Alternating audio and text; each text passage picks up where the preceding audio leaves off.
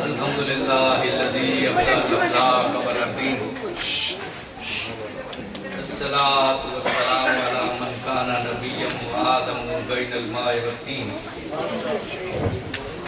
وعلی آلہ واصحابہ اجمعین اما بعد فاعوذ باللہ من الشیطان الرجیم بسم اللہ الرحمن الرحیم انا اعطیناک الکوثر فصل لربک وانحر ان شانئک هو الابتر صدق اللہ العظیم ان اللہ وملائکتہ یصلون علی النبی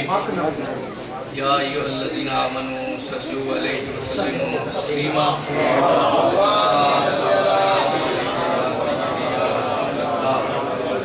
وعلی آلک واصحابک یا حبیب اللہ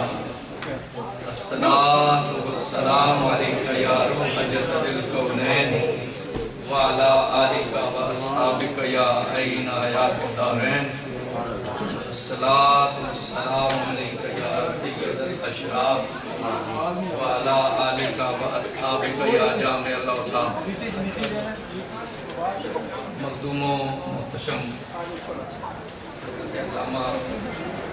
سیف النبی صاحب، علی مرتبہ حضرت علامہ محمد عثمان صاحب، علی وقار برادر محترم علامہ پروفیسر شہباز احمد چشتی صاحب، قبلہ محمد شفیع صاحب، محترم محتشم حضرت کوثر چشتی صاحب، حضران والا تبار، آپ حضرات بہت دیر سے نہایت ذوق سے، شوق سے، کافی صبر اور استقامت سے بھی اس محفل مبارکہ میں حاضر ہیں، اور مجھے ایک بڑے خوبصورت موضوع کی تفہیم کا حکم دیا گیا ہے، اور حسن اتفاق سے یہ موضوع اپنی تفہیم کے لیے ذرا غور و فکر کی گنجائش، اس میں غور و فکر کی ضرورت بھی رکھتا ہے کہ اس پر تھوڑا سا غور و فکر کیا جائے۔ یہ موضوع بھی میرے سپرد کیا گیا ہے، اور مجھے یہ حکم بھی دیا گیا ہے کہ میں نے سمندر کو کوزے میں بند کرنا ہے۔ اس موضوع کی تفہیم بھی میرے لیے مشکل ہے، اور یہ فن بھی کہ سمندر کو کوزے میں بند کروں مجھے کوئی اتنا زیادہ آتا نہیں ہے، تو کوشش کریں کہ ہم اپنی محفل میں کوئی سنجیدہ بات، موضوع بات سننے کی عادت اور ماحول بھی زیادہ سے زیادہ پیدا کریں۔ بعد میں ہم گلہ کرتے رہتے ہیں کہ علماء نے ہمیں دلائل نہیں بتائے، یا بتایا نہیں ہے، باقی یہ کر گئے ہیں، یا یہ کر گئے ہیں، دیوبندیوں نے یہ کہہ دیا جی۔ تو موقع تو دلائل سننے کا یا کسی کو دینے کا ہم خود نہیں دیتے جی، تو بعد میں پھر گلہ گزار بھی ہم رہتے ہیں۔ کوئی ایسا ماحول بھی اگر تھوڑا سا پیدا ہو جائے۔ علامہ شہباز چشتی صاحب بڑی خوبصورت باتیں کر رہے تھے، اور میرا اپنا جی چاہ رہا تھا کہ جس موضوع کو انہوں نے چھیڑا ہے وہ یہاں مغرب میں بڑا اہم موضوع ہے، اور اس حوالے سے سیرت پر بڑی باتیں ہیں، تو میرا اپنا جی یہ چاہ رہا تھا کہ وہ تھوڑا سا اس کو اور پھیلاتے، اور وہ اس کو پھیلانے کی استعداد بھی رکھتے ہیں، علم بھی رکھتے ہیں، بیان کا بنگلہ بھی رکھتے ہیں، اور وہ اگر انہیں تھوڑی سی اجازت اور دی جاتی تو وہ اس کا حق بھی ادا کرتے۔ موضوع حضور کی سیرت بیان کرنے کا حق کوئی بھی ادا نہیں کرتا، لیکن جس موضوع کو انہوں نے چھیڑا ہے وہ یقیناً اس کا حق رکھتے۔ لیکن ہماری اپنی جو ہے وہ یہاں وہ تیری جفا بھی فسانہ میری وفا بھی فسو، یہاں ہر ایک کی مجبوریاں ہیں، तो जो मुंतज़मीन की मजबूरियाँ हैं उन्हें भी हम समझते हैं और उन्हें खिराज अक़ीदत पेश करते हैं कि वो इतनी मजबूरियों के बावजूद प्रोग्राम को आगे बढ़ा रहे हैं। तो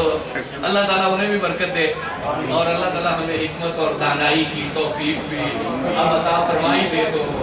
उसकी बड़ी मेहरबानी। अहले सुन्नत वल जमात को हिकमत और दानाई की तौफीक भी अगर आप मिल जाए अल्लाह की बारगाह से, तो अल्लाह की बड़ी बेनियाजी और बड़ी करम करता और बड़ी रहमत है कि अब अगर हमें हिकमत और दानाई की तौफीक भी मिल जाए। मुझे ये कहा गया है कि मैं सूरह कौसर के बारे में कोई बात आपकी जनाब में पेश करूं। तो सूरह कौसर की तफसीर में मुफस्सिरीन ने 14 हवालों से गुफ्तगू की है, 14 हवालों से। आज की नशिस्त में उन 14 हवालों में से और 14 पहलुओं में से कोई बात भी छेड़ी नहीं जा सकती। सिर्फ जो मुफस्सिरीन ने सूरह कौसर की तफसीर की तमहीदी बातें की है ना, उन तमहीदी बातों में से एक दो बातें मैं आपके गोशगुजार करूँगा। कुछ नशिस्तों में बाज़ हज़रात ने मुझे पहले भी ये हुक्म दिया और ये हुस्न इत्तेफाक है कि मुझे इस मौजू का अक्सर हुक्म दिया जाता है। तो और ये जो दोस्त इसे जानते हैं